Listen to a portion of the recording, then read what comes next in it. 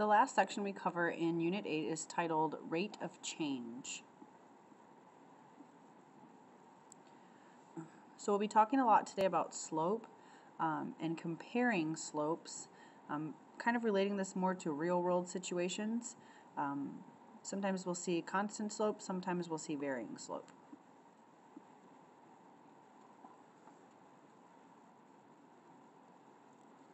So rate of change, the definition, is a rate that describes how one quantity changes in relation to another.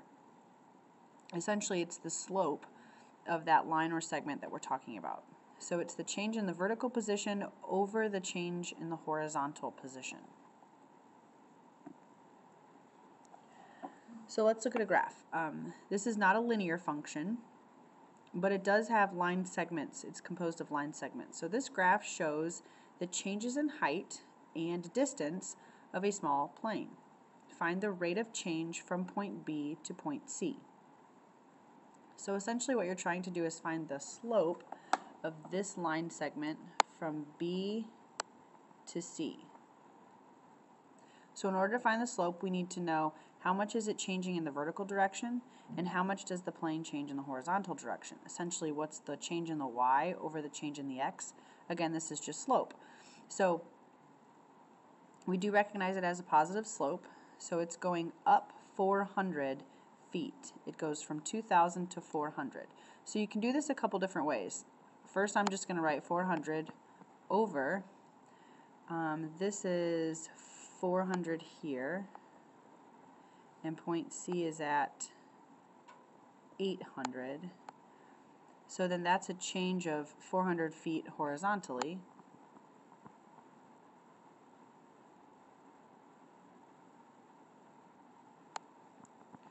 So the rate of change would be 1 foot in the vertical direction,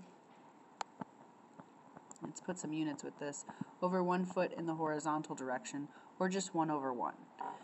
You can, if you want, use the ordered pairs and use our slope formula. So point C is located at 800, 2400, and point B is located at 400, 2000. So remember that the slope formula is y2 minus y1 over x2 minus x1.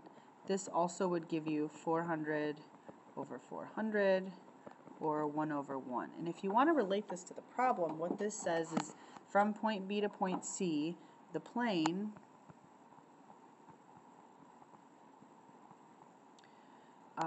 rises 1 foot for every 1 foot, let's see, how do I want to say this? The plane rises a foot for every 1 foot that it goes forward, or that it moves forward.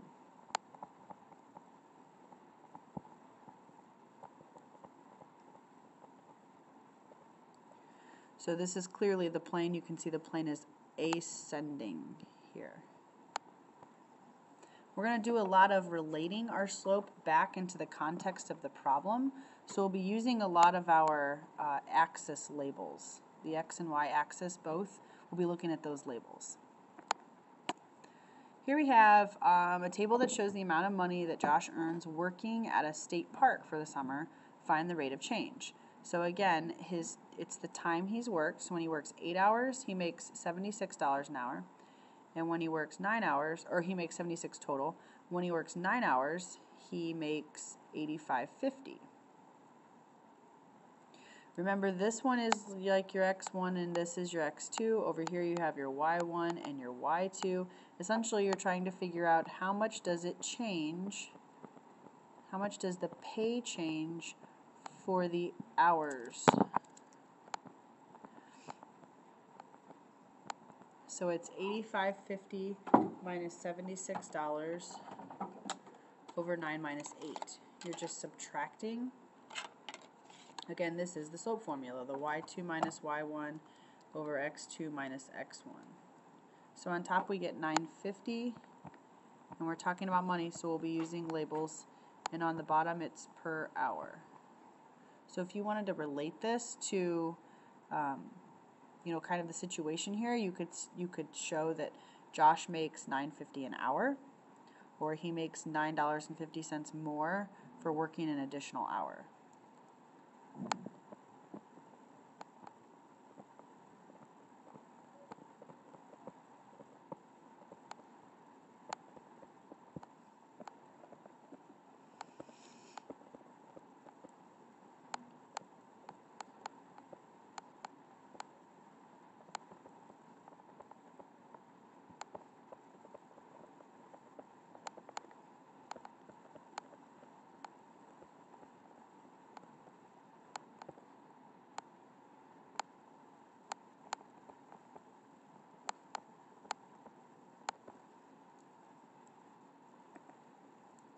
Okay, the biggest drop of the Kingda roller coaster is described in the table.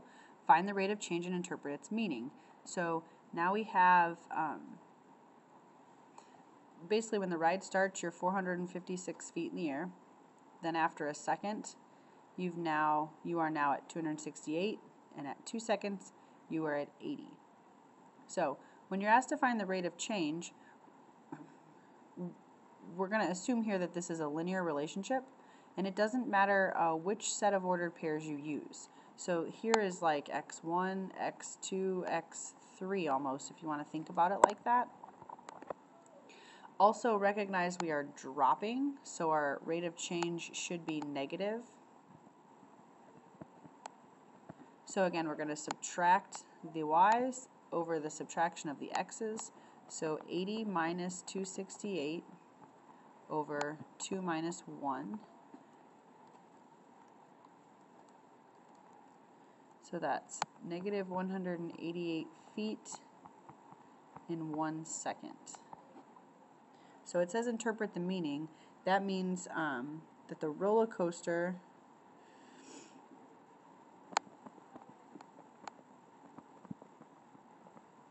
and you can use, you know, your own words or different words, just as long as we're saying the same thing. The roller coaster drops 188 feet per second.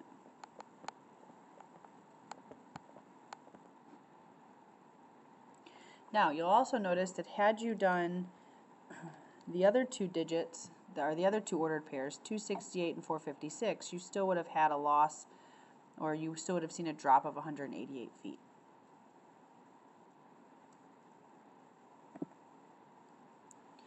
Example 4, we have a CD that spins at different speeds when it's playing songs on the inside tracks near the center than when playing songs on the outside tracks, as shown in the table below.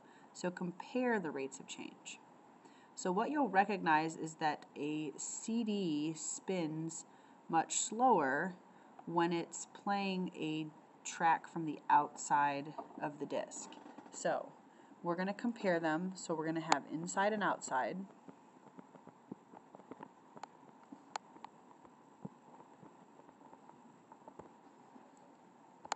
So for the inside, we have the initial, 0, 0, and you can use that ordered pair if you want. We also have, after 2 seconds, it's revolved or spun 16 times, and after 4 seconds, 32 times, revolutions. So I'm going to do this ordered pair and this ordered pair. The zeros make it easy. So that's 16 minus 0 on top, that's our y, and 2 minus 0 on the bottom, so that's 16 over 2, or 8 revolutions per second. On the outside of the track, again, I'm going to use these same two ordered pairs, but now it's the 2 with the 6 and the zeros together. So 6 minus 0 on top, because those are the y's, 2 minus 0 on the bottom, that's 6 over 2, or 3 revolutions per second. So you can see that the CD spins much faster when the songs are on the inside or near the center versus when it's on the outside.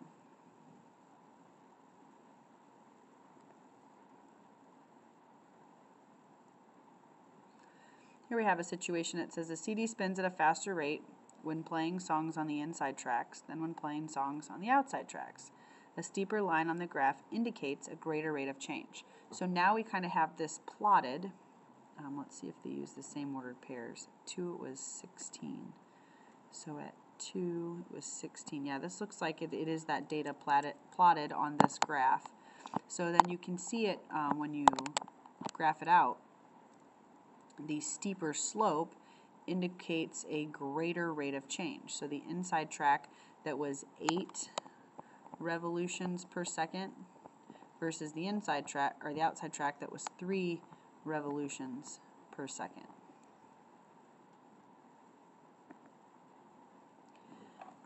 Rate of change also very similar to the slope. So a positive rate of change means things are increasing. So as the time increases, so does the temperature. A negative rate of change means we have a decrease. So as time continues on, the temperature is decreasing. And then we also have zero rate of change where nothing's happening, nothing is changing. So time is going on, but the temperature is remaining constant.